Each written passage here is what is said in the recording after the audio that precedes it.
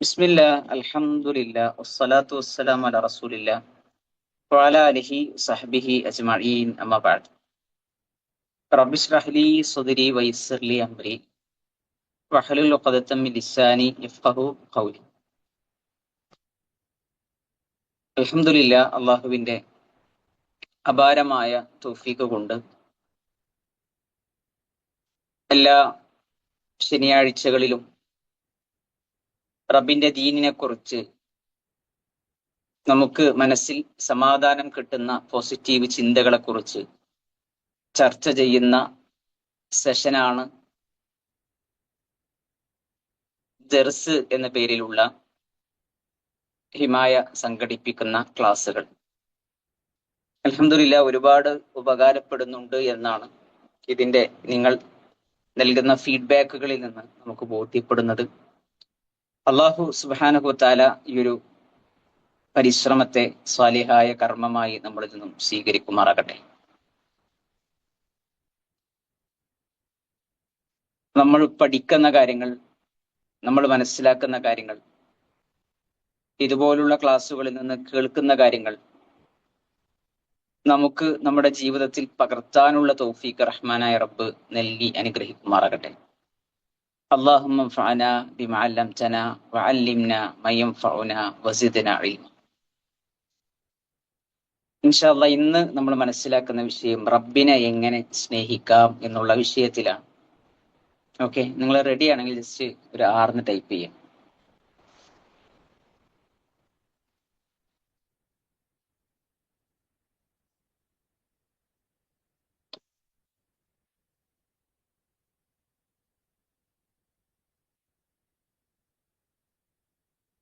Okay, മാഷാ അല്ലാഹ്, ബറകല്ലാഹു ഫീക്. യഥാർത്ഥത്തിൽ നമ്മൾ ലോകത്തിൽ ഏറ്റവും കൂടുതൽ നമ്മൾ സ്നേഹിക്കേണ്ടത്, നമ്മുടെ മനസ്സിൽ സ്നേഹം നിറയേണ്ടത് റഹ്മാനായ റബ്ബിനോടാകണം, അല്ലെ? നമ്മൾ പറയേണ്ട ആവശ്യമല്ല. പക്ഷെ പലപ്പോഴും സഹോദരിമാരെ, അങ്ങനെ ഒരു സ്നേഹം, അങ്ങനെ ഒരു മഹബത്ത് അള്ളാഹുവിനോട് നമുക്ക് തോന്നാറുണ്ടോ എന്നുള്ളത് നമ്മൾ ആലോചിക്കാം. നമ്മളെ ഇബാദത്തുകളായി ചെയ്യുന്നത് പോലും നമുക്ക് മനസ്സറിഞ്ഞ് ചെയ്യാൻ പറ്റണില്ല. മനസ്സറിഞ്ഞ് അൽഹംദുലില്ലാ എന്ന് നമ്മൾ പറഞ്ഞിട്ട് എത്ര ദിവസമായി? ഒരു ദിവസം നമ്മൾ എത്ര തവണ നമുക്ക് അങ്ങനെ പറയാൻ പറ്റുന്നുണ്ട്? മനസ്സറിഞ്ഞ് അള്ളാഹു സുബ്ഹാനഹു വ തആലയോട്, അള്ളാഹുവിലേക്ക് പശ്ചാത്തപിച്ചു മടങ്ങാൻ എത്ര നമുക്ക് സാധിക്കുന്നുണ്ട്? ഇത് എന്റെ റബ്ബാണ്, എന്റെ റബ്ബ് എന്നോട് ദേഷ്യപ്പെടാൻ പാടില്ല, എന്റെ റബ്ബ് ദേഷ്യപ്പെടുന്ന ഒരു കാര്യത്തിലും ഞാൻ ഉണ്ടാകാൻ പാടില്ല. നമസ്കാരം എന്റെ റബ്ബിന്റെ വിളിയാളമാണ്, അത് ഞാൻ വൈകിപ്പിക്കാൻ പാടില്ല. സോഷ്യൽ മീഡിയ, അതിൽ ഞാൻ സമയം ചെലവഴിക്കുമ്പോൾ ഞാൻ അത്രയും ശ്രദ്ധിക്കേണ്ടതുണ്ട്. ഇങ്ങനെ തുടങ്ങി അള്ളാഹു സുബ്ഹാനഹു വ തആലയോടുള്ള സ്നേഹം പ്രകടമാക്കാനുള്ള എന്തൊരു ശ്രദ്ധയാണ് നമ്മളൊക്കെ നടത്താറുള്ളത്. ശരിക്ക് റഹ്മാനായ റബ്ബിനെ നമ്മൾ അറിയും തോറും, അള്ളാഹുവിനെ നമ്മൾ മനസ്സിലാക്കും തോറും, അള്ളാഹു നമുക്ക് നൽകിയ കോടാനുകോടി അനുഗ്രഹങ്ങൾ നമ്മൾ തിരിച്ചറിയുമ്പോഴും അള്ളാഹ് നമ്മളെയൊക്കെ എത്ര ഇഷ്ടപ്പെടുന്നുണ്ട്, അല്ലെങ്കിൽ എത്രത്തോളം നമ്മോട് കാരുണ്യം കാണിക്കുന്നുണ്ട് എന്ന് നമുക്ക് ബോധ്യപ്പെടും. അള്ളാഹുവിന്റെ കരുണയുടെ, കാരുണ്യത്തിന്റെ തണലിലാണ് പ്രിയപ്പെട്ട സഹോദരിമാരെ നമ്മുടെ ഓരോ സെക്കൻഡും മുന്നോട്ട് പോകുന്നത്. നമ്മുടെ ശരീരത്തിനുള്ളിലുള്ള, നമ്മളൊരിക്കലും ചിന്തിക്കാതെ ഇതിന്റെ ഉള്ളിൽ എന്താ നടക്കണമെന്ന് പോലും നമുക്ക് അറിയില്ല, അല്ലെ? അതല്ലേ സത്യം? എന്നാൽ ഇന്ന് പുതിയ ഓരോ പഠനങ്ങൾ മനുഷ്യ ശരീരത്തെക്കുറിച്ച് നടത്തിക്കൊണ്ടിരിക്കുമ്പോ അതിന്റെ ഗവേഷകർ അല്ലെങ്കിൽ ഡോക്ടേഴ്സ് അവരൊക്കെ അത്ഭുതപ്പെട്ടുകൊണ്ടിരിക്കുകയാണ്. എത്ര കൃത്യമായിട്ടാണ് അതിലെ ഓരോ സിസ്റ്റങ്ങളും ക്രിയേറ്റ് ചെയ്തിട്ടുള്ളത്. ചില വലിയ മറാരോഗങ്ങൾക്ക് അടിമപ്പെട്ട സഹോദരങ്ങളെ, സുഹൃത്തുക്കളെ കാണുമ്പോഴാണ്, അറിയുമ്പോഴാണ്, പടച്ചോനെ, ഇങ്ങനെയൊക്കെ സിസ്റ്റങ്ങൾ ഉണ്ടല്ലേ ഇതിൻ്റെ ഉള്ളില്. അള്ളാഹു സുബ്ഹാനഹു വ തആല അതൊന്നും നമ്മൾ ചോദിക്കാതെയല്ലേ റബ്ബ് തന്നത്. എന്റെ റബ്ബ് എന്നോട് എത്ര വലിയ കാരുണ്യമുള്ളവനാണ്. എന്നിട്ടും റഹ്മാനായ റബ്ബിനോട് ഞാൻ ചെയ്തത് എന്താണ്? എന്റെ ഇബാദത്തുകളിൽ എനിക്ക് എത്രത്തോളം ശ്രദ്ധ കൊടുക്കാൻ പറ്റുന്നുണ്ട്? പലപ്പോഴും അതൊക്കെ ചടങ്ങായി മാറണം. പ്രിയപ്പെട്ട സഹോദരിമാരെ, ഈ ഒരു ആത്മവിചാരണയിലേക്ക് നമ്മുടെ മനസ്സിനെ നമ്മൾ എപ്പോഴും കൊണ്ടുപോകണം. അതെന്തിനാ? നമ്മൾ വിഷമിച്ച് നമ്മൾ സങ്കടപ്പെട്ടിരിക്കാൻ വേണ്ടിയിട്ടുള്ളതല്ല. നമ്മളെ എഡിറ്റ് ചെയ്യാൻ, അതിലേക്ക് വെളിച്ചം വീശുന്ന ഒരൊറ്റ ഹദീസ്, ആ ഹദീസിന്റെ വിശദീകരണമാണ് ഇൻഷാ അല്ലാഹ് ഇന്ന് നമ്മൾ പറയാൻ ശ്രമിക്കുന്നത്. അള്ളാഹു തൗഫീഖ് നൽകട്ടെ. നബി സല്ലല്ലാഹു അലൈഹി വസല്ലമയുടെ അരികിൽ ഒരാൾ വന്നു. അദ്ദേഹം പറഞ്ഞു, പ്രവാചകരെ, എനിക്കൊരു കാര്യം പറഞ്ഞു തരണം. അത് ഞാൻ ചെയ്താൽ അള്ളാഹ് എന്നെ ഇഷ്ടപ്പെടണം. അത് ഞാൻ ചെയ്താൽ ജനങ്ങളും എന്നെ ഇഷ്ടപ്പെടണം. നബി സല്ലല്ലാഹു അലൈഹി വസല്ലം അദ്ദേഹത്തോട് പറഞ്ഞു, ഇസ്ഹദ് ഫിദ്ദുനിയ യുഹിബ്ബക്കല്ലാഹ്. ഈ ദുനിയാവിനോട് വിരക്തിയുള്ളവനാകുക, എങ്കിൽ അള്ളാഹു നിന്നെ ഇഷ്ടപ്പെടും. വസ്ഹദ് ഫീമാ ഫീ ഐദിന്നാസ് യുഹിബ്ബക്കന്നാസ്. നീ ജനങ്ങളുടെ കൈകളിൽ ഉള്ളതിനോട് വിരക്തി കാണിക്കുക, അപ്പോൾ ജനങ്ങളും നിന്നെ ഇഷ്ടപ്പെടും. നബി സല്ലല്ലാഹു അലൈഹി വസല്ലം ശരിക്കും ഒരൊറ്റ വാചകമാണെങ്കിലും ഒരുപാട് ആശയങ്ങൾ നിറഞ്ഞു നിൽക്കുന്ന ഹദീസാണ് നിങ്ങൾ സ്ക്രീനിൽ കാണുന്ന ഈ ഹദീസ്. പ്രിയപ്പെട്ട സഹോദരിമാരെ, ഇതിലെ ആദ്യ ഭാഗം ദുനിയാവിനോട് വിരക്തി കാണിക്കുക. ദുനിയാവിനോട് നമ്മളുടെ മൈൻഡ് സെറ്റ് എന്താകണം? അതാണ് അല്ലാഹു സുബ്ഹാനഹു വ തആല നമ്മളെ ഇഷ്ടപ്പെടാനുള്ള ഏറ്റവും പ്രധാനപ്പെട്ട കാരണമായി റസൂലുള്ളാഹി സ്വല്ലല്ലാഹു അലൈഹി വസല്ലം നമ്മളെ പരിചയപ്പെടുത്തുന്നത്, നമ്മോട് പറയുന്നത്. നമ്മൾ ആലോചിക്കുക, ദുനിയാവിനെ നമ്മൾ എങ്ങനെ നോക്കി കാണേണ്ടത്? അള്ളാഹു പറയുന്നത് വിശുദ്ധ ഖുർആനിലെ ആയത്ത് നിങ്ങൾ നോക്കി, വമാ ഹാദിഹിൽ ഹയാത്തുദ് ദുനിയ ഇല്ലാ ലഹുവുൻ വലഇബുൻ വഇന്നദ്ദാറൽ ആഖിറ ലഹിയൽ ഹയവാൻ ലൗ കാനൂ യഅലമൂൻ. ഈ ദുനിയാവിലെ ജീവിതം എന്ന് പറഞ്ഞാൽ അത് കളികളും വിനോദവും അല്ലാതെ വേറൊന്നുമല്ല. യഥാർത്ഥത്തിലുള്ള ജീവിതം വഇന്നദ്ദാറൽ ആഖിറ ലഹിയൽ ഹയവാൻ, അതാണ് ജീവിതം. മക്കളെ, അതാണ് ജീവിതം. അതല്ല പറയുന്നത്, ലൗ കാനൂ യഅലമൂൻ, അവർ അറിഞ്ഞിരുന്നുവെങ്കിൽ.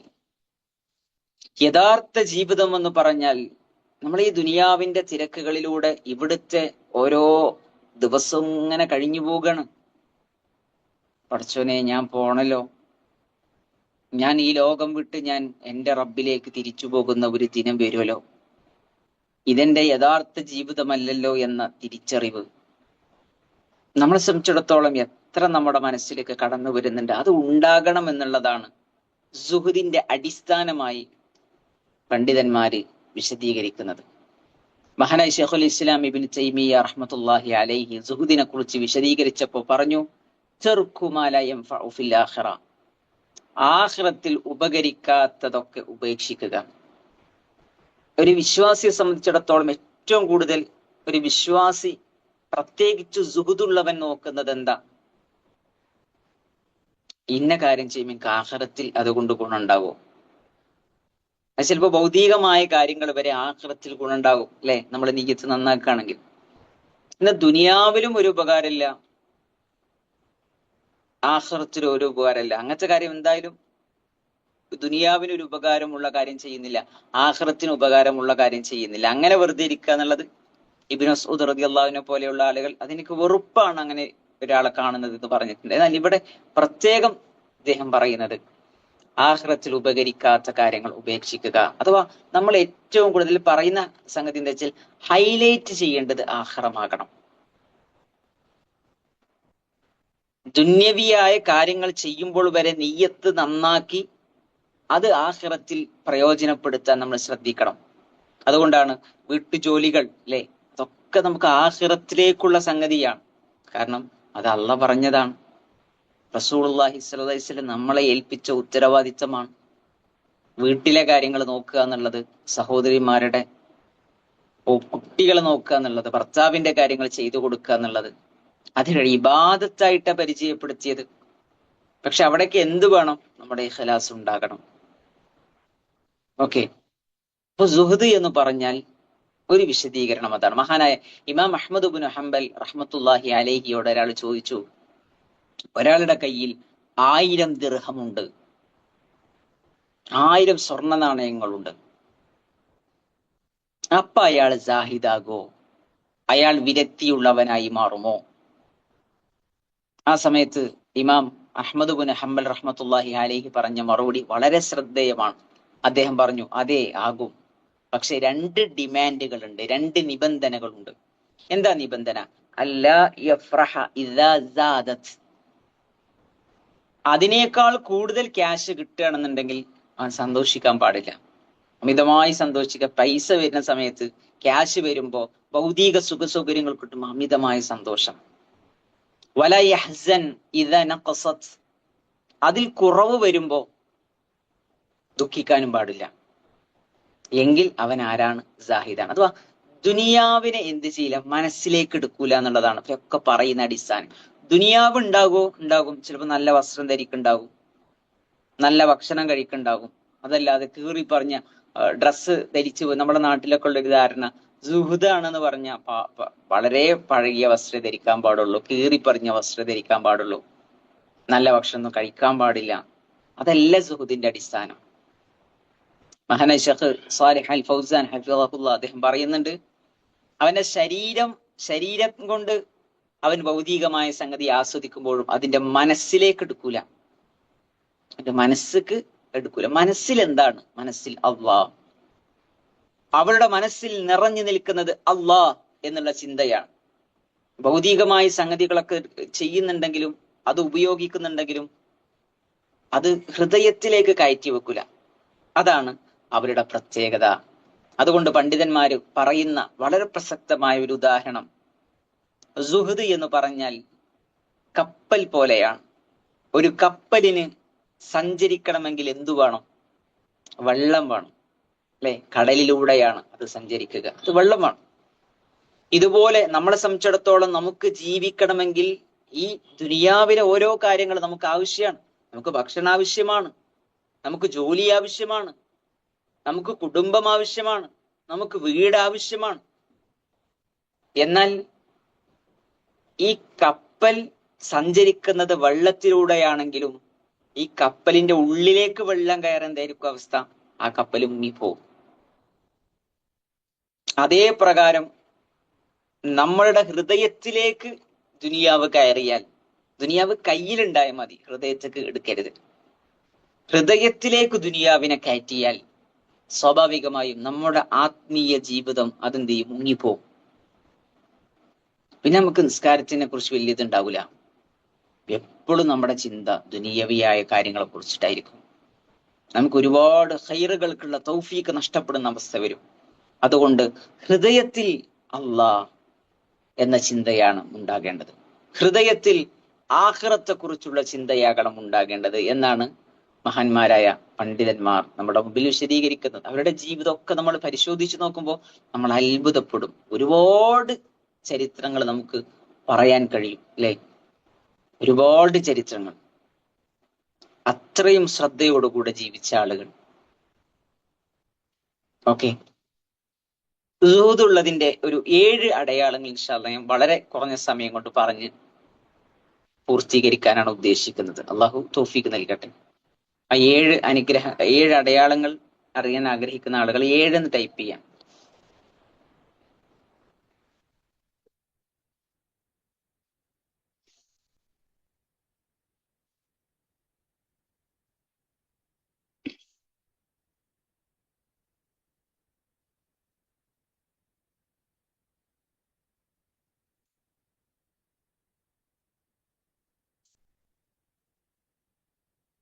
ഓക്കെ മാഷാ അല്ലാഹ്, ബറക്കല്ലാഹു ഫീക്കും.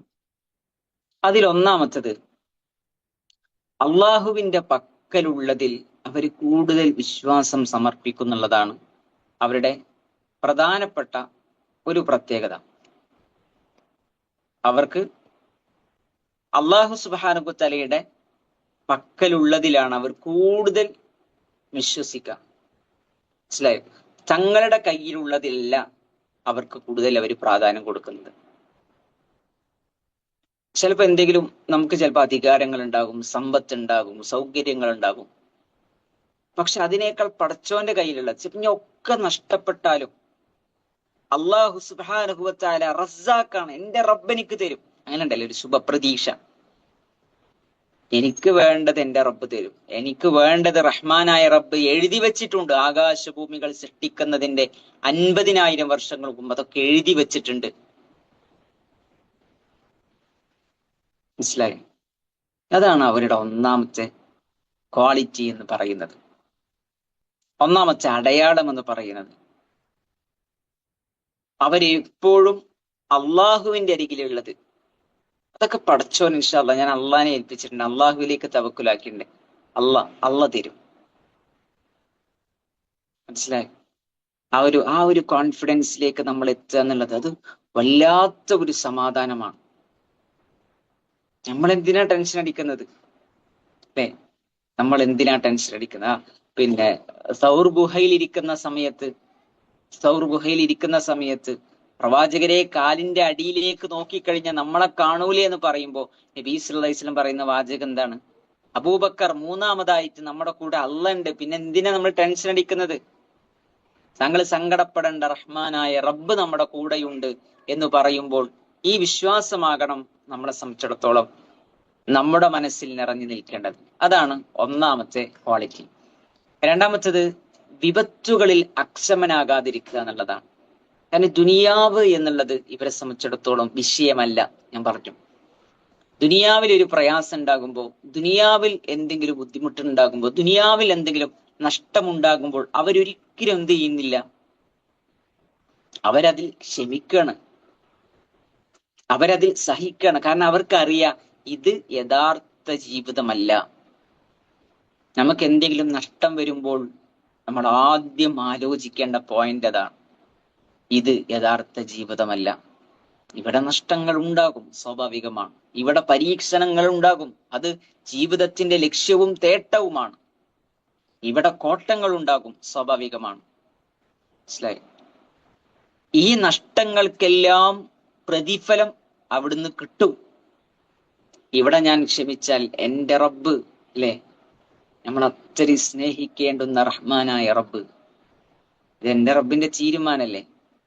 അല്ലാഹു സുബ്ഹാനഹു വ തആലയുടെ തീരുമാനം കൊണ്ടല്ലേ എന്റെ പ്രിയപ്പെട്ടവരെ എന്റെ റബ്ബ് തിരിച്ചു വിളിച്ചത്? എന്റെ ജീവിതത്തിൽ ഈ നഷ്ടം റബ്ബ് ഉണ്ടാക്കിയിട്ടുണ്ട് എങ്കിൽ എന്റെ റബ്ബ് അതിന്റെ പിന്നിൽ എന്തോ ഒരു സമ്മാനം എന്റെ റബ്ബിന് എനിക്ക് വേണ്ടി കരുതിയിട്ടുണ്ട്. നിങ്ങൾ ആലോചിച്ച് നോക്കണേ, ആ മൈൻഡ് സെറ്റ് ആലോചിച്ച് നോക്കാണ്. അതുകൊണ്ടാണ് സ്വന്തം മക്കൾ മരണപ്പെടുന്ന സമയത്ത് വരെ, അത് കേൾക്കുമ്പോൾ വരെ അൽഹംദുലില്ലാ എന്ന് പറയുന്ന അവസ്ഥ. നബി സല്ലല്ലാഹു അലൈഹി വസല്ലം അവർക്ക് ബൈത്തുൽ ഹംദുണ്ട്, അവർക്ക് സ്വർഗത്തിൽ പ്രത്യേകം വീടുണ്ട് എന്നൊക്കെ പറയാൻ കാരണം. അപ്പൊ വിപത്തുകൾ വരും, സ്വാഭാവികമാണ്. നമ്മൾ ഇഷ്ടപ്പെടാത്ത കാര്യങ്ങൾ ജീവിതത്തിൽ കടന്നു വരും. അവിടെയൊക്കെ നമ്മൾ മനസ്സിലാക്കേണ്ടത് ഇത് അല്ലാഹു സുബ്ഹാനഹു വ തആലയുടെ തീരുമാനമാണ്, അള്ളാഹുവിന്റെ വിധിയാണ്. ഇത് ഇവിടെ ഞാൻ ഈ പരീക്ഷണം വരുമ്പോൾ ഞാൻ ക്ഷമിക്കുകയാണ്, എന്റെ റബ്ബിന്റെ ഇഷ്ടം കിട്ടാൻ വേണ്ടിയിട്ട്, എന്റെ റബ്ബിന്റെ തൃപ്തി കിട്ടാൻ വേണ്ടിയിട്ട്. ഞാൻ ആരാ? ഇന്നി അബ്ദുക്, അല്ലാഹുവേ ഞാൻ നിന്റെ അടിമയാണ്. അല്ലേ? ആ ചിന്തയാകണം നമ്മുടെ മനസ്സിലുണ്ടാകേണ്ടത്.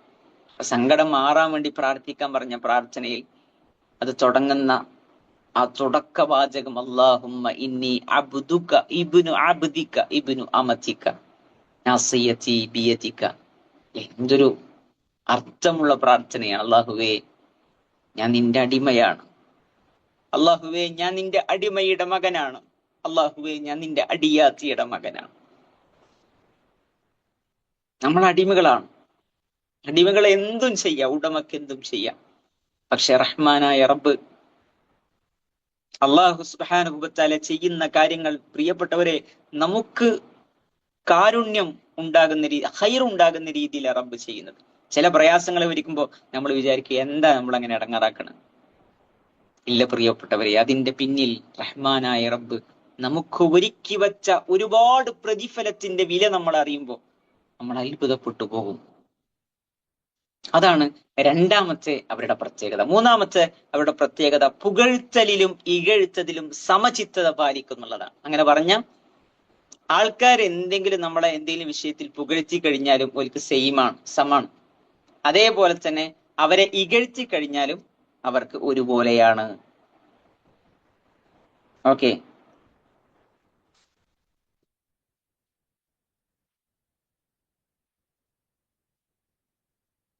കുട്ടികള് സ്ക്രീനിൽ കളിക്കണമെന്ന് ശ്രദ്ധിക്കണേ.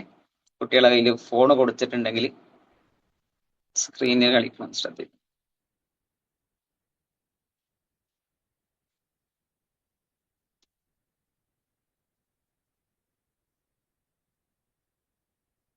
ഓക്കെ,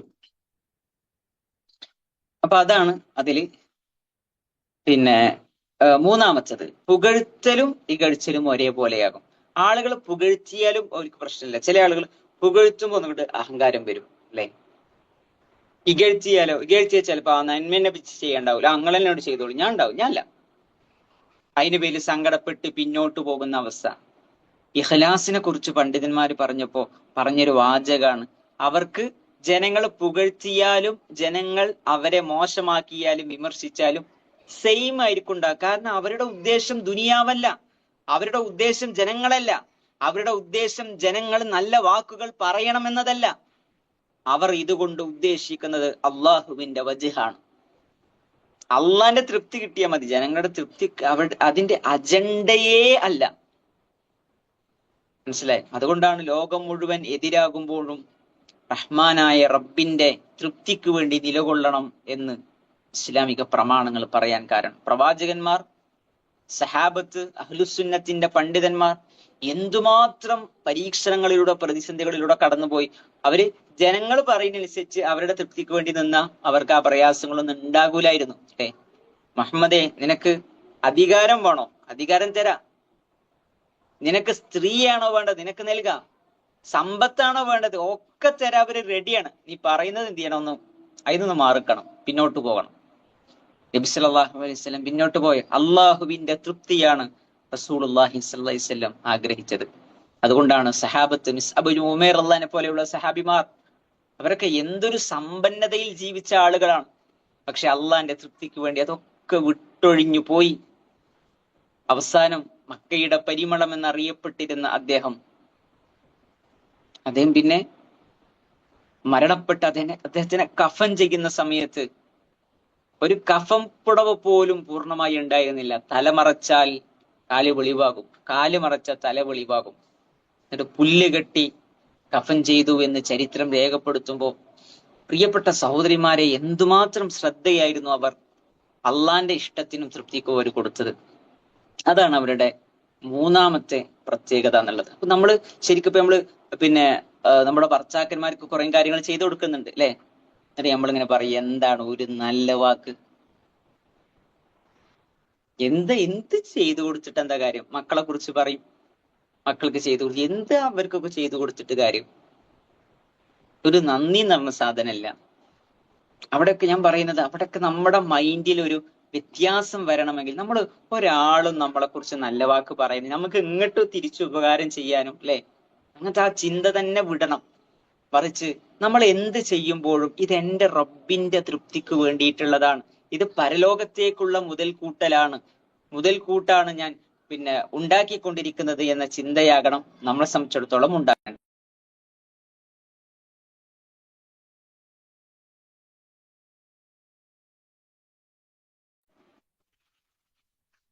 ഇൻഷാ അല്ലാഹ് അതിലേക്ക് നമുക്ക് എത്താൻ പറ്റണം പ്രിയപ്പെട്ടവരെ.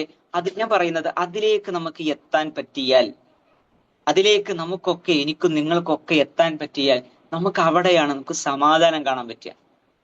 അവിടെ നമുക്ക് ഒന്നും ബാധിക്കൂല, അല്ലെ? മറ്റെന്താ ചില ആളുകളുടെ വാചകം, അത് വീട്ടിലുള്ളവരാകാം, നമ്മുടെ ഭയങ്കര ബന്ധങ്ങളിലുള്ള ആളാകാം, ചില സുഹൃത്തുക്കളാകാം, അവരൊക്കെ എന്തെങ്കിലും പറയുമ്പോഴേക്ക് നമ്മൾ തകർന്നു പോകുന്നത് എന്തുകൊണ്ടാ? നമ്മൾ തകർന്നു പോകുന്നത് എന്തുകൊണ്ടാ? പലപ്പോഴും നമ്മൾ പലരിൽ നിന്നും പലതും പ്രതീക്ഷിക്കുന്നു. അതുകൊണ്ടാണ് സൂറത്തു ദഹ്റിൽ ഇൻസാനി അല്ലാഹ് പറഞ്ഞ വല്ലാത്തൊരു വാചകമുണ്ട്, ഇന്നമാ നുത്ഇമുക്കും ലിവജ്ഹില്ല. അല്ലെ, ഞങ്ങൾ നിങ്ങൾക്ക് ഭക്ഷണം നൽകുന്നത് ഞങ്ങൾ റബ്ബിന്റെ തൃപ്തി കിട്ടാൻ വേണ്ടിയിട്ടാണ്, അള്ളാഹുവിന്റെ തൃപ്തി കിട്ടാൻ വേണ്ടിയിട്ടാണ്. അള്ളാഹുവിന്റെ തൃപ്തി കിട്ടിക്കഴിഞ്ഞാൽ പിന്നെ പ്രശ്നമല്ല. നിങ്ങളിൽ നിന്ന് ഞങ്ങൾ എന്തില്ല, ഒരു പ്രതിഫലം ആഗ്രഹിക്കണില്ല. ജസാഅൻ വല ശുക്കൂറ എന്നുള്ളതാണ്. ഒരു പ്രതിഫലം വേണ്ട, ഒരു നന്ദി വാക്കൊന്നും വേണ്ട. അല്ലെ, ചില ആളുകൾ പൈസ എന്തെങ്കിലും കൊടുത്ത് എന്തെങ്കിലും ഞങ്ങൾ പ്രാർത്ഥിച്ചാൽ മതി. സലഫുകൾ പറയുന്നത് അങ്ങനെ വരെ പറയുന്നത് അത് തെറ്റെന്നല്ല, പക്ഷെ ആ പ്രാർത്ഥന കിട്ടുക എന്നുള്ളത് വരെ എന്ത് ചെയ്യണം, നമ്മൾ ഒരു ശുക്റായിട്ടാണ് നമ്മൾ കാണുന്നത്.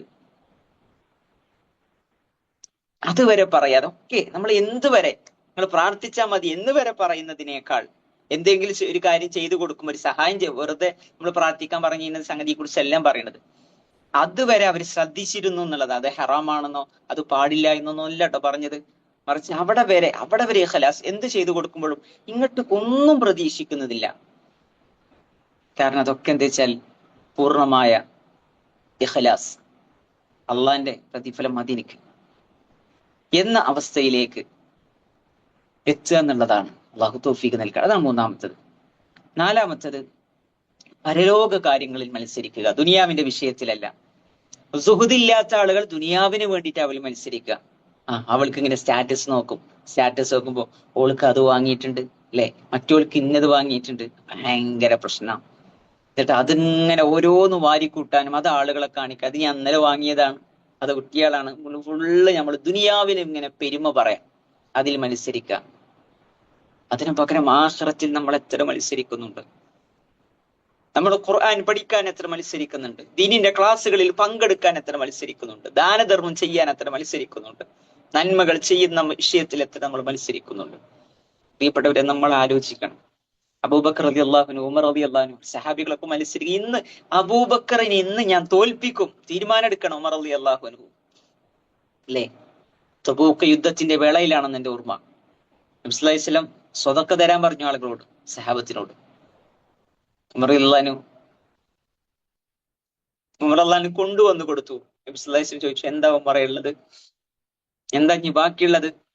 ഉമർ റളിയല്ലാഹു അൻഹു പറഞ്ഞു, നബിയെ ഞാൻ പകുതി കൊടുത്തിട്ടുണ്ട്, റബ്ബെ റസൂലെ പകുതി കൊടുത്തിട്ടുണ്ട്, എന്റെ വീട്ടിലുള്ള പകുതി ഞാൻ കൊടുത്തിട്ടുണ്ട്.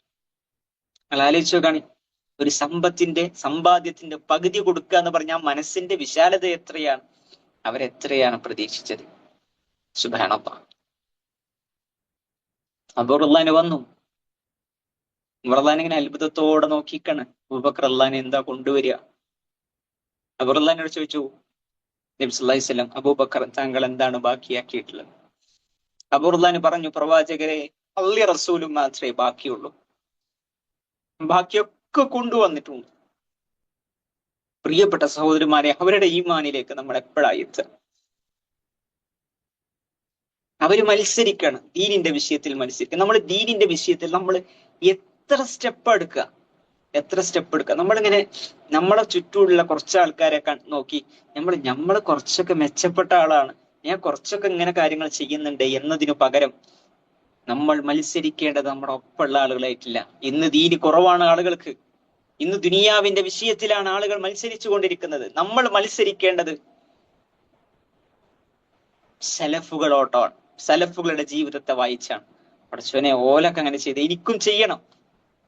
ഒരു സലഫിന്റെ ചരിത്രത്തിൽ വായിച്ച വാചകം എന്താ വെച്ചാൽ, അദ്ദേഹം ഇങ്ങനെ രാത്രി ദീർഘനേരം നിസ്കരിക്കും, അത് ചാട്ടവാറ് കൊണ്ട് അദ്ദേഹത്തിന്റെ ഉറക്കം വരുമ്പോ കാലെങ്കിൽ അടിക്കുന്ന, എന്നിട്ട് പറയും, സഹാബികൾക്ക് മാത്രമുള്ളതല്ല സ്വർഗം,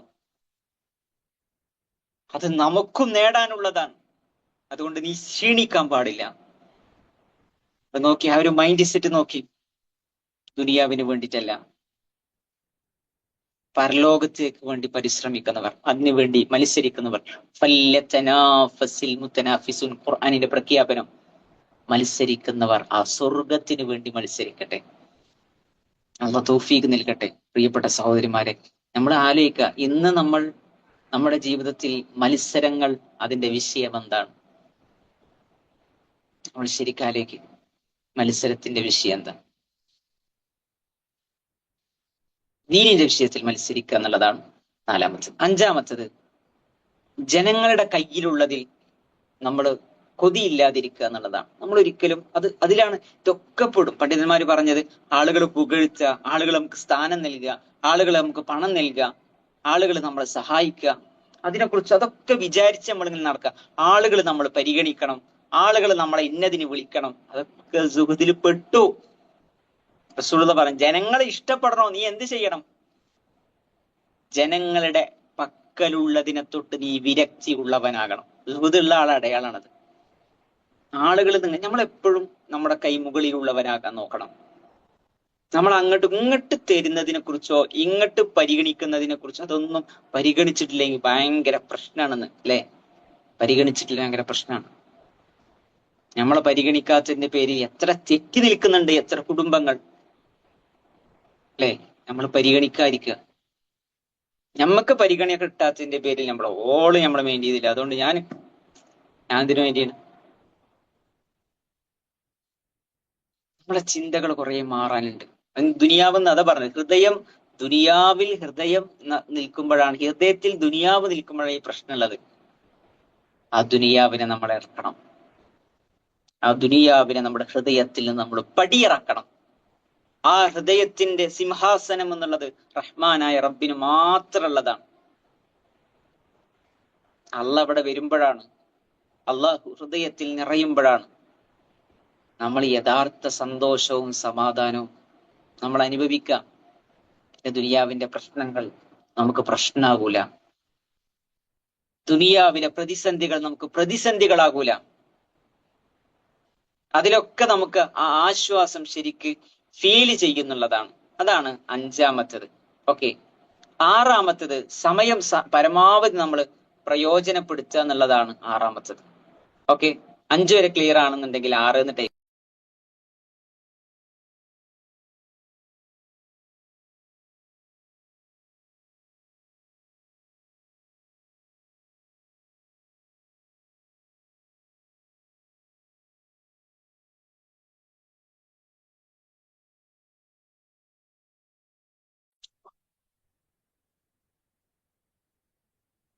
സമയം പരമാവധി ഉപയോഗിക്കുക. മാഷാഅല്ലാഹ്, ബറകല്ലാഹു ഫീക്കും. പ്രയോജനപ്പെടുത്തുക എന്നുള്ളതാണ്. ഒരു ദുനിയാവിന്റെ വിഷയത്തിൽ കുറേ സമയം ചെലവഴിക്കുക, ദുനിയാവ് നഷ്ടപ്പെടുത്താൻ വേണ്ടിയിട്ടുള്ള പണിയെടുക്കുക, അങ്ങനെയല്ല. മറിച്ച് സമയത്തിൽ അങ്ങേയറ്റത്തെ ജാഗ്രത അവർക്കുണ്ടാകും. പടച്ചോനെ, എന്റെ ആയുസ്സ കഴിഞ്ഞു പോകുന്നത്. ചിലപ്പോ നാളെ രാത്രി 10 മണിക്ക് അള്ളാഹു സുബ്ഹാനഹു വ തആല നമ്മുടെ മരണം നിശ്ചയിച്ചിട്ടുണ്ടെങ്കിൽ, പ്രിയപ്പെട്ട സഹോദരിമാരെ, നമുക്ക് പോണം. 1 മാസം മാത്രമേ നമുക്ക് ബാക്കിയുള്ളൂ എന്ന് നമ്മൾ അറിഞ്ഞിരുന്നുവെങ്കിൽ, നമ്മളൊക്കെ ഇങ്ങനെ ഉറപ്പിച്ചിരിക്കണം, നമ്മൾ 70, 80, 90 വയസ്സൊക്കെ ജീവിക്കും എന്നുള്ള ആ ഒരു ഉറപ്പ് പിശാചിൽ നിന്നുള്ള വ്യാമോഹമാണ്. ഇബ്നു ഖയ്യിം റഹ്മത്തുള്ളാഹി അലൈഹി അദ്ദാഉ വദ്ദവാഉ എന്നുള്ള ഗ്രന്ഥത്തിൽ വളരെ ഗൗരവത്തിൽ പരിചയപ്പെടുത്തുന്ന കുറെ താരങ്ങൾ ഇൻഷാ അല്ലാഹ് ചില ക്ലാസ്സുകളിൽ ദർസിൽ നമുക്കത് കൊണ്ടുവരണം. തൗഫീഖ് നൽകട്ടെ. മനുഷ്യന്റെ മിഥ്യാധാരണകളെ കുറിച്ച്, വ്യാമോഹങ്ങളെ കുറിച്ചിട്ട് നമ്മളൊക്കെ അങ്ങനെ, അതുകൊണ്ടാണ് നമ്മൾ എന്ത് ചെയ്യണം, അതൊക്കെ ശരിയാകും, ഇതൊക്കെ കുറച്ചുകൂടി കഴിയട്ടെ, അപ്പൊ കുറച്ച് അടിച്ചു പൊളിച്ച കുറച്ചുകൂടി കഴിയട്ടെ. പ്രായമാകുമ്പോ, ഉമ്മാന്റെ പ്രായമൊക്കെ ആണ സമയത്ത്, അല്ലെ, നമ്മളെ ഉമ്മാന്റെ പ്രായമൊക്കെ ആകുമ്പോ, അല്ലെങ്കിൽ വല്യമ്മൊക്കെ ആകുമ്പോ നമുക്ക് എന്ത് ചെയ്യാം, ഫുള്ള് ദിക്റിൽ കഴിച്ചുകൂട്ടാം. ആരാ പറഞ്ഞത് ആ പ്രായത്തിലേക്ക് നമ്മൾ എത്തുന്നുള്ളത്? ആരാ പറഞ്ഞത്? ഓക്കെ, നിങ്ങൾ ബാങ്ക് കൊടുക്കണ്ടേ, നിങ്ങൾ ജവാബ് കൊടുക്കുക. ഇവിടെ ഞാൻ ബാങ്ക് എടുക്കാത്തതുകൊണ്ടാണ് ഇതാക്കണത്. ഓക്കെ, അത് നമ്മൾ ശ്രദ്ധിക്കണം. ഓക്കെ, നമ്മളെ സംബന്ധിച്ചിടത്തോളം സമയം എന്നുള്ളത് പ്രധാനപ്പെട്ട, ഇപ്പൊ മൊബൈൽ ഫോണൊക്കെ ഉള്ള കാലഘട്ടമായതുകൊണ്ട് നമ്മുടെ സമയം അനാവശ്യമായി ചെലവഴിക്കപ്പെടും.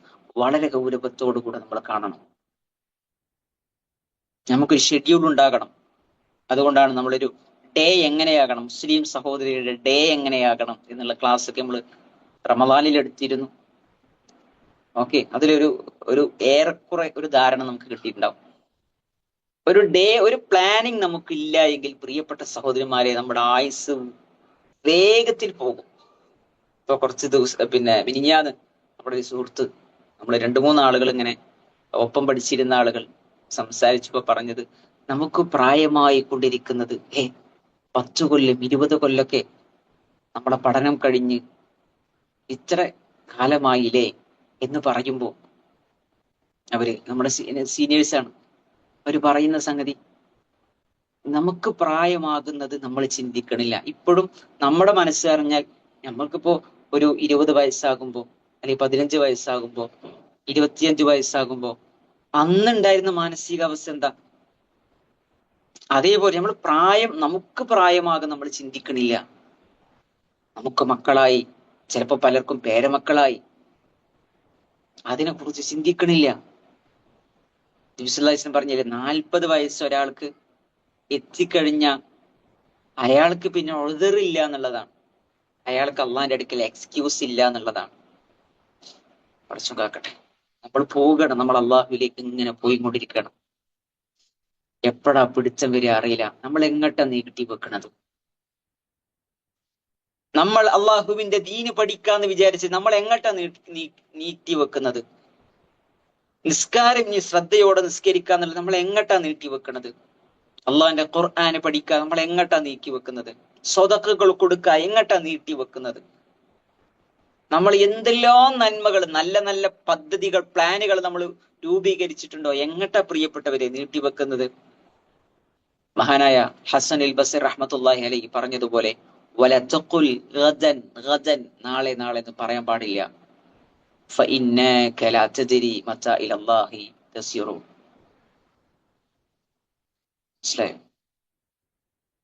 നിനക്കറിയില്ല എപ്പോഴാണ് അള്ളാന്റെ വിളിയാളം വരിക എന്നുള്ളത്. അള്ളാഹ് കാക്കട്ടെ. നമ്മുടെ ഒരു സുഹൃത്തുണ്ട്. ആ സുഹൃത്ത്, അദ്ദേഹം വീട് പണി കഴിഞ്ഞ് വീടിന്റെ പണിയൊക്കെ പൂർത്തീകരിച്ച് ഒരു ദിവസം പോലും അതിൽ അദ്ദേഹത്തിന് രാപ്പാർക്കാൻ താമസിക്കാൻ കഴിഞ്ഞിട്ടില്ല. അപ്പോഴേക്ക് അള്ളാഹു അദ്ദേഹത്തെ തിരിച്ചു വിളിച്ചു. ഒരു ചെറുപ്പക്കാരൻ. ആലോചിച്ചു, അള്ളാന്റെ വിളി എപ്പോഴാ വരിക? വാപ്പക്ക് മുമ്പേ മകനെ വിളിക്കും അല്ലെ? നമ്മുടെ ചെറിയ കുട്ടികൾക്ക് മുമ്പ് നമ്മളെ ചിലപ്പോ തിരിച്ചു വിളിക്കും. നമ്മുടെ വാപ്പ ജീവിച്ചിരിപ്പുണ്ടാവും, ചിലപ്പോ ഉമ്മ ജീവിച്ചിരിപ്പുണ്ടാവും, ചിലപ്പോ വല്ലുപ്പുണ്ടാവും, ചിലപ്പോ നമുക്ക് വല്ലുമ്മ ഉണ്ടാവും. അവക്ക് മുമ്പേ അവര് ചിലപ്പോ 80-90 വയസ്സൊക്കെ ആയിട്ടുണ്ടാവും. പക്ഷെ അവരെ അള്ള തിരിച്ചു വിളിക്കണേ മുമ്പ് ചിലപ്പോ നമ്മൾ പോകും. നമ്മൾ ശരിക്കും ആലോചിക്കേണ്ട സംഗതിയാണ്. തൗഫീഖ് നൽകട്ടെ. അപ്പൊ സമയം എന്നുള്ളത് നമ്മൾ ഉപയോഗപ്പെടുത്തണം. 7-മത്തത്, നമ്മൾ ലളിത ജീവിതം ശീലമാക്കുക എന്നുള്ളതാണ്. നമ്മുടെ ജീവിതം ലളിതമാകണം. ലളിതം എന്ന് പറഞ്ഞാൽ നമ്മൾ നേരത്തെ പറഞ്ഞതുപോലെ ദുനിയാവും കിട്ടും മനസ്സൊക്കെ നമ്മൾ എടുക്കരുത്. നമുക്ക് ഇന്ന തന്നെ വേണം, അങ്ങനെ തന്നെ ഉണ്ടാകാൻ പറ്റുള്ളൂ അല്ലെ? ചില ആളുകളെ ഇന്ന ബ്രാൻഡ് തന്നെ പറ്റുള്ളൂ, ഇത്തര വിലയുള്ള ചുരിദാറേ പറ്റുള്ളൂ, ഇത്തര വിലയുള്ള അങ്ങനെ ഒരു സംഗതി. അതൊക്കെ ശരിക്കും നമ്മൾ ദുനിയാവ് മനസ്സക്ക് കയറിന്റെ അടയാളാണ്. സെലഫുകളെ നമ്മൾ വായിക്കുമ്പോൾ നമ്മൾ ശരിക്കും കരഞ്ഞു പോകും. അവരൊക്കെ എങ്ങനെ കണ്ടിരുന്നത്? സുബ്ഹാനല്ലാഹ്, ഈ ജീവിതത്തെ അവരെങ്ങനെ കണ്ടിരുന്നത്? നബി സല്ലല്ലാഹു അലൈഹി വസല്ലമയൊക്കെ പ്രവാചകൻ സല്ലല്ലാഹു അലൈഹി വസല്ലമയുടെ മുതുകിൽ ഈത്തപ്പനെ ഓല കൊണ്ട് മടഞ്ഞുണ്ടാക്കിയ ആ മെത്തയുടെ അടയാളം കാണുമ്പോ,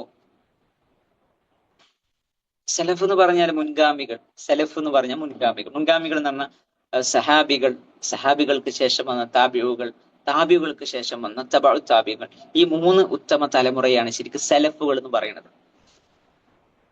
ഓക്കെ, മുൻഗാമികൾ എന്നതിന്റെ അർത്ഥം. ഓക്കെ, അപ്പൊ അവരൊക്കെ നബി സല്ലല്ലാഹു അലൈഹി വസല്ലം നബിയുടെ മുതുകത്ത് ഈ പാട് കണ്ടപ്പോ റളിയല്ലാഹു ചോദിക്കണ്ട്, പ്രവാചകരെ നല്ലൊരു മെത്തുണ്ടാക്കി തരണ്ടേ? നബി പറയിട്ട്, മാലി വലി ദുനിയ കറാകിബ്, ഞാൻ ദുനിയാവുമായി എന്ത് ബന്ധമുള്ളത്? ഒരു യാത്രക്കാരനെ പോലെയാണ് ഞാൻ. ഒരു യാത്രക്കാരൻ ഇങ്ങനെ പോകുമ്പോ ഒരു മരത്തിന്റെ ചുവട്ടിൽ ആ യാത്രക്കാരൻ യാത്രക്കാരൻ. ഇപ്പൊ സെലഫ് ഉണ്ടാവില്ല, നമ്മളൊക്കെ ശരിക്കും ഖലഫ് എന്നാ പറയാം, പിൻഗാമികളാണ് നമ്മൾ. ആ യാത്രക്കാരൻ പിന്നെ ഒരു മരത്തിന്റെ ചുവട്ടിനെ എങ്ങനെയാണോ കാണുന്നത്, സ്വീകരിക്കുന്നത്, അതുപോലെയാണ്. മനസ്സിലായി? അതുപോലെയാണ്. ഒരു മരത്തിന്റെ ചുവട്ടിലൊരു യാത്രക്കാരൻ ഇങ്ങനെ യാത്ര ചെയ്യുമ്പോ കുറച്ചേരി ഇരിക്കുമ്പോ അയാൾ അവിടെ കുറെ ഭയങ്കര പ്രാധാന്യം കൊടുത്തതിരിക്കും. ഇല്ല, അയാൾ പോകും, കുറച്ച് കഴിഞ്ഞാൽ അയാൾ പോകും. ഈ മൈൻഡ് സെറ്റ് ആണ് ഉണ്ടാകേണ്ടത് എന്നുള്ളതാണ്. ഓക്കെ, അപ്പൊ മനസ്സിലേക്ക് നമ്മൾ എടുക്കുക. നമുക്ക് ദുനിയാവിന്റെ കാര്യങ്ങൾ ഉപയോഗിക്കാം, പക്ഷെ അത് മനസ്സിലേക്ക് കൊണ്ടുവരാതിരിക്കുക എന്നുള്ളത് പ്രധാനപ്പെട്ടതാണ്. ഈ സെലഫുകൾ എന്ന് പറഞ്ഞപ്പോ ചില ആൾക്ക് കൺഫ്യൂഷൻ വന്നിട്ടുണ്ട്. സെലഫികൾ എന്ന് പറയുന്നത് അത് എപ്പോഴും ഉണ്ടാകും. സെലഫികൾ എന്ന് പറയുന്നത് സെലഫുകളെ പിൻപറ്റുന്ന, അവരുടെ ആശയവും ആദർശവും പിൻപറ്റുന്ന എന്നുള്ള രീതിയിലാണ് സെലഫികൾ എന്ന് പറയുന്നത്. ഓക്കെ, അതാണ് അത് തമ്മിലുള്ള ആ ഒരു പദങ്ങളിലുള്ള വ്യത്യാസം. മറ്റേ സെലഫുകളാണ് ഞാൻ പറയുന്നത്, സെലഫുകളാണ്. സെലഫുകൾ എന്ന് പറയുന്നത് സഹാബികൾ, താബിഉകൾ, താബികൾ. സഹാബികളെ പിൻപറ്റി വന്ന ആളുകളാണ്, അവർക്ക് ശേഷമുള്ള തലമുറയാണ് പിന്നെ താബിഉകൾ. അവർക്ക് ശേഷം വന്ന തലമുറയാണ്, നൂറ്റാണ്ടാണ് ആര്? താബിഉകൾ. ഓക്കെ, അപ്പോ ഈ ലളിത ജീവിതം സ്വീകരിക്കുക. അപ്പൊ നമുക്ക് ടെൻഷൻ ഉണ്ടാവില്ല. ഇപ്പൊ നമ്മള് യുദ്ധത്തിന്റെ ഭീതികൾ കേൾക്കുകയാണ്. അവിടെയൊക്കെ പിന്നെ നമ്മളൊക്കെ മനസ്സിലാക്കേണ്ട സംഗതി, ഇപ്പോ മഹാനായ ഉമർ അള്ളാന്റെ ഒരു വാചകമുണ്ട്, നിങ്ങൾ ലളിത ജീവിതം, പരുക്കൻ ജീവിതം നിങ്ങൾ സ്വീകരിക്കണം എന്നുള്ളതാണ്. അതും ജീവിതത്തിൽ ഇടക്ക് വേണം. പണ്ഡിതന്മാര് പ്രത്യേകം പറയുന്നുണ്ട്, അത് വേണം. കാരണം വെച്ചാൽ എപ്പോഴും അനുഗ്രഹങ്ങൾ ഉണ്ടാകൂല. അനുഗ്രഹങ്ങൾ എപ്പോഴും നമ്മുടെ കൂടെ ഉണ്ടാകണമെന്നില്ല. പല അവസ്ഥകളിലൂടെ നമ്മൾ കടന്നു പോകും. മനസ്സിലായോ? പല രീതിയിൽ നമ്മൾ ചിലപ്പോൾ മുന്നോട്ട് പോകും. പല പരീക്ഷണങ്ങൾ നമ്മുടെ ജീവിതത്തിൽ വരും. ഇപ്പൊ ഏറ്റവും ടോപ്പിലുണ്ടായിരുന്ന എത്ര ആളുകൾ ഒന്നുമില്ലാത്ത അവസ്ഥയിലേക്ക് വന്നത് നമ്മൾ കേൾക്കുന്നുണ്ട്. അതുകൊണ്ട് അങ്ങനെയൊക്കെ നമുക്ക് പ്രതീക്ഷിക്കാം. അവിടങ്ങളിലൊക്കെ നമ്മൾ ലളിത ജീവിതം നമ്മൾ ശീലമാക്കണമെന്നുണ്ടെങ്കിൽ അതൊന്നും നമ്മളെ ബാധിക്കൂല. അൽഹംദുലില്ലാഹ്, നമുക്ക് ഉപയോഗപ്പെടുത്താം. അനുഗ്രഹങ്ങൾ ഉപയോഗപ്പെടുത്തലും അതൊന്നും പിന്നെ നമുക്ക് ഹറാമായ സംഗതിയല്ല. പക്ഷെ എന്ത് ചെയ്യരുത്, ഒന്നും മനസ്സിലേക്ക് എടുക്കരുത്. ഇന്നതുണ്ടെങ്കിലേ പറ്റുള്ളൂ എന്നുള്ള വാശിയൊന്നും, അതൊക്കെ ദുനിയാവ് മനസ്സിൽ കയറിയതിന്റെ അടയാളമായിട്ടാണ് നമ്മൾ മനസ്സിലാക്കേണ്ടത്. അല്ലാഹു സുബ്ഹാനഹു വതആല നമുക്ക് സുഹുദോടുകൂടെ സാഹിദീങ്ങളായി ജീവിക്കാനുള്ള തൗഫീഖ് നൽകട്ടെ. അതിലൂടെ അള്ളാഹുവിന്റെ തൃപ്തി നേടാനുള്ള, മഹത്തായ അള്ളാഹുവിനെ സ്നേഹിക്കാനുള്ള തൗഫീഖ് റഹ്മാനായ റബ്ബ് നൽകി അനുഗ്രഹിക്കുമാറാകട്ടെ. ബാറക്കല്ലാഹു ഫീക്കും, ജസാക്കുമുല്ലാഹു ഖൈറ. സുബ്ഹാനക്കല്ലാഹു വബിഹംദിക്, അശ്ഹദു അല്ലാ ഇലാഹ ഇല്ലാ അൻത, അസ്തഗ്ഫിറുക വഅതൂബു ഇലൈക്. അസ്സലാമു അലൈക്കും വറഹ്മത്തുള്ളാഹി വബറകാതുഹു.